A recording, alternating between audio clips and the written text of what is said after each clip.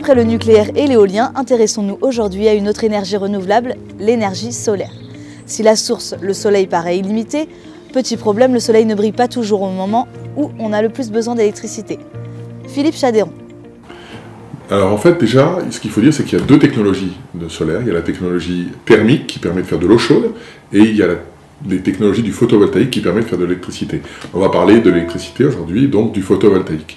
Ça représente en 2016 à peu près 1,6% de la production française. Donc on a 1,6% de notre électricité qui provient du photovoltaïque en France sur l'année 2016, qui est la dernière année connue. Donc quels sont les intérêts du solaire? Il est gratuit. Là aussi, la filière photovoltaïque a fait des progrès énormes en matière de fabrication et de coût de fabrication. On a un coût qui s'est réduit d'un facteur 5 en 10 ans sur le photovoltaïque, c'est énorme. Et donc aujourd'hui, le photovoltaïque a devant lui un avenir très important, avec quelques freins cependant. Le premier frein, c'est qu'effectivement, le coût reste relativement important, d'autant que sa production n'est pas permanente. Non seulement sa production n'est pas permanente, mais en plus le soleil produit à des heures de la journée qui ne sont pas forcément celles où il y a une forte consommation des Français sur l'instant T, puisque vous savez qu'il faut en permanence équilibrer production et consommation pour servir les besoins du pays.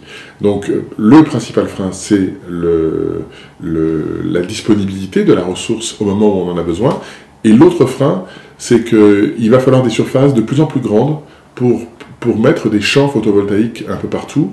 Nous avons, par exemple, 2 projets importants dans le Grand Poitiers de champs photovoltaïques, et EDF vient d'annoncer un programme énorme de 32 gigawatts de puissance sur quelques années.